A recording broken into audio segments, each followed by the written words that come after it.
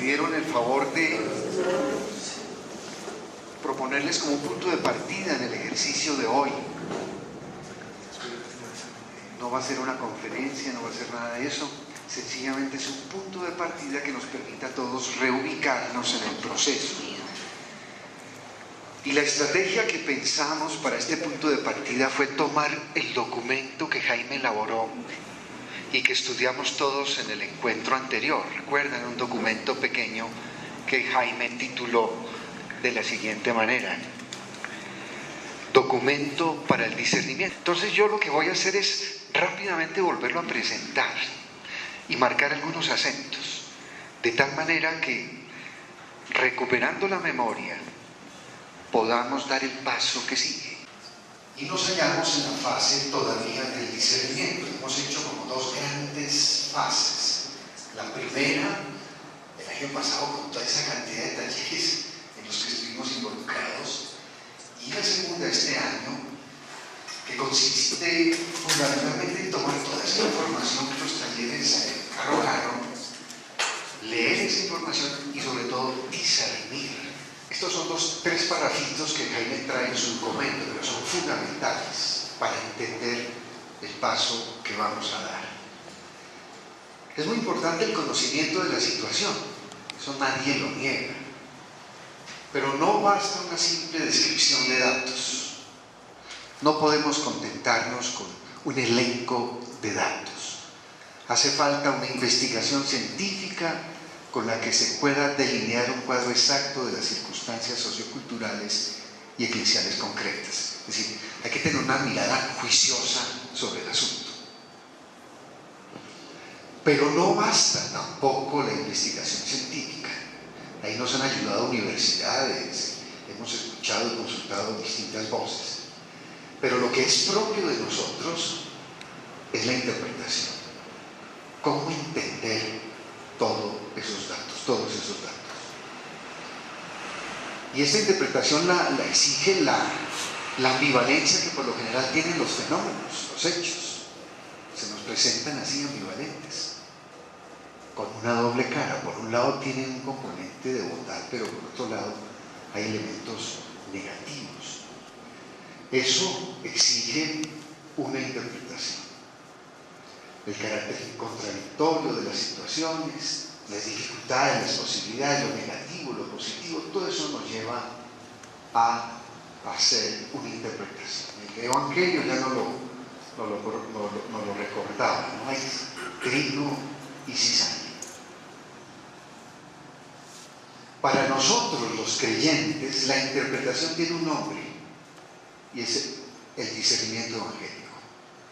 Nosotros podemos invitar sociólogos, antropólogos, pastoralistas son más cercanos a nosotros, pero lo que quiero decir es que la interpretación para nosotros tiene un nombre y es el discernimiento evangélico.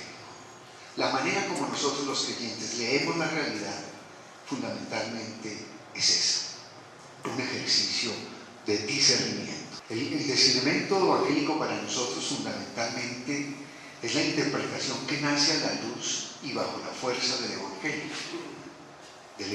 vivo y personal que es Jesucristo y con el don del Espíritu Santo. De este modo, el discernimiento evangélico toma la situación histórica, sus vicisitudes y circunstancias, no como un simple dato, sino como un lugar, voy a decirlo así, un lugar teológico, un lugar donde encontrar lo que decía la parábola, el dinamismo del reino. Un reto a la libertad responsable, a la persona individual, a la comunidad, un reto vinculado a la llamada de Dios. Eso es lo que tenemos que hacer, como captar ahí en medio de esas realidades por dónde va el dinamismo del reino, que es lo que quiere el Señor.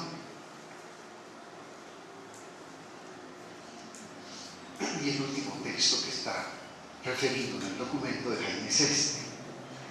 Eso no significa que a nosotros nos definan las circunstancias dramáticas de la vida, que sí estamos condicionados seguramente, Pero lo que nos define no son las circunstancias de la vida, sino fundamentalmente el encuentro amoroso con el Padre, mediado por la persona de Jesús. Gracias a Jesucristo por la unción del Espíritu Santo. Esto es lo que nos define. Y eso es lo que está moviendo la historia, y de eso estamos convencidos. La tarea, como nos dice Aparecida, es mostrar la capacidad hoy que tiene la Iglesia para promover y formar discípulos y misioneros que respondan a su vocación. 32 temas, policromía y polifonía de voces, que hace referencia a una policromía de perspectivas, de preocupaciones, de inquietudes. ¿Qué hicimos a partir de esos 32 temas que ustedes, todos nosotros estudiamos en el encuentro anterior? Tratamos de encontrar unos núcleos temáticos que nos permitieran establecer algunas conexiones entre esos temas. Ese ejercicio nos arrojó esto. Hay 5 grandes núcleos temáticos.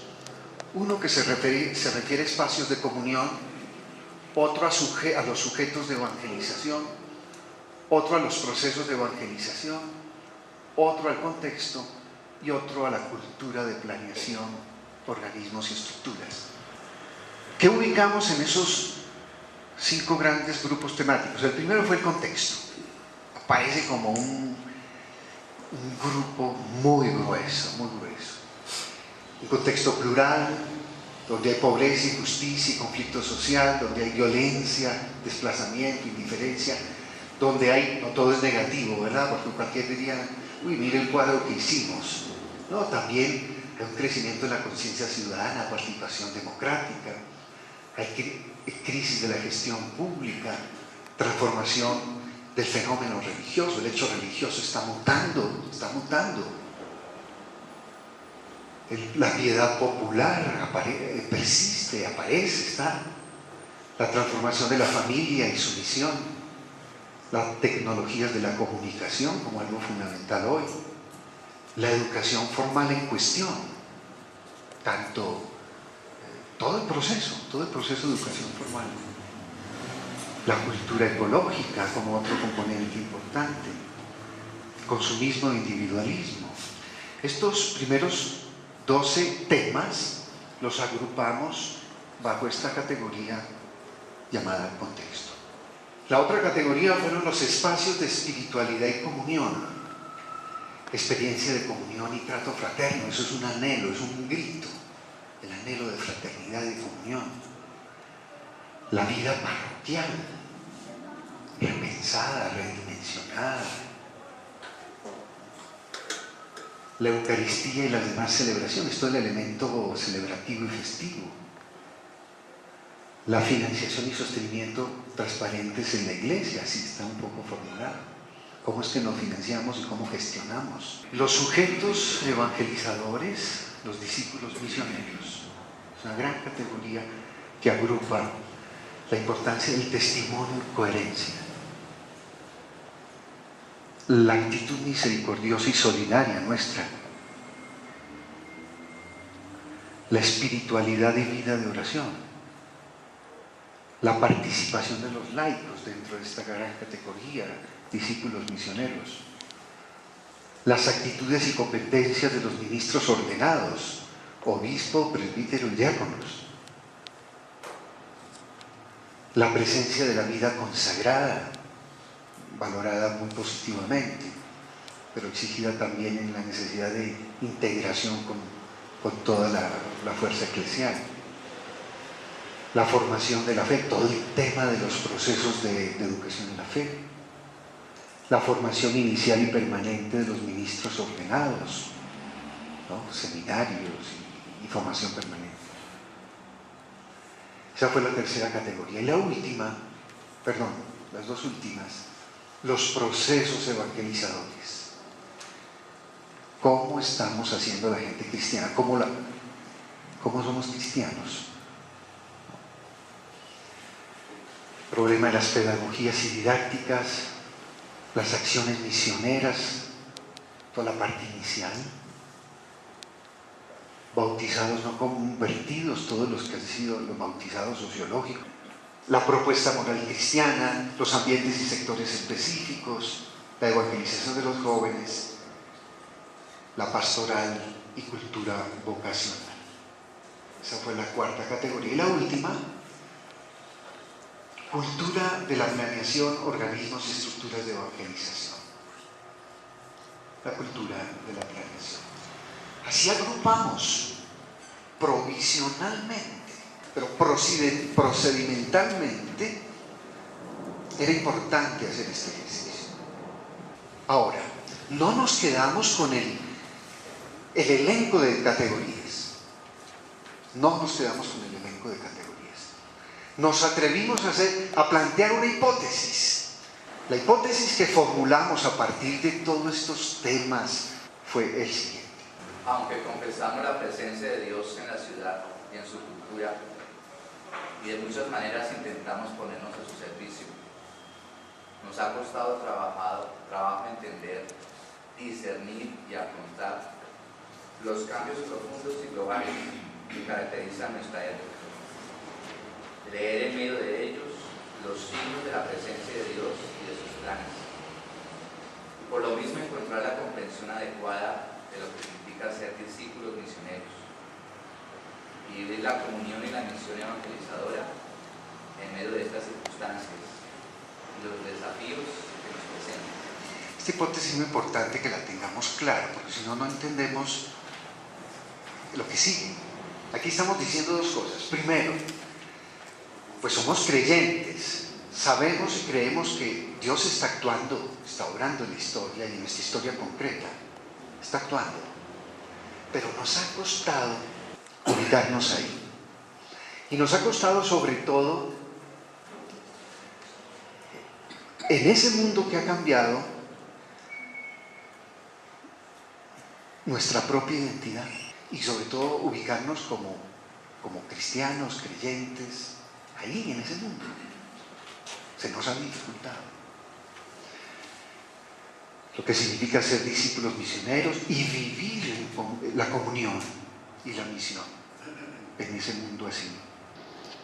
Es decir, cómo ser sal en medio de la masa, cómo hacer que la sal, cómo hacer para que la sal no pierda su sabor. El tema de la identidad cristiana aparece como una interpelación, como una llamada, como una exigencia, como un desafío. Y el otro,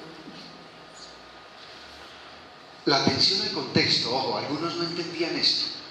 Y es que definitivamente, mientras no comprendamos lo que está pasando, nos va a quedar muy difícil acertar en las respuestas. Comprender el cambio. Yo al interior de la comisión he insistido, hace falta una hermenéutica del cambio, más aún una hermenéutica teológica del cambio. Porque en ese cambio, muy seguramente no todo es negativo. Más aún, en ese cambio puede ser que nuestro Señor esté jalonando dinamismos nuevos en la humanidad. Entonces, ese ejercicio de leer es importante. Y la otra llamada, la atención a los procesos evangelizadores. ¿Cómo estamos procediendo cuando evangelizamos? Muy seguramente nosotros hacemos pastoral al interior de nuestras comunidades, pero toda la dimensión misionera no la hemos pensado adecuadamente para el mundo de hoy. El proceso evangelizador, cómo lo estamos pensando y cómo lo estamos desarrollando. Como les dije, no era ninguna conferencia, solo recordarles el documento que se había elaborado como punto de llegada de la primera etapa y como punto de partida de esta nueva, que es el discernimiento.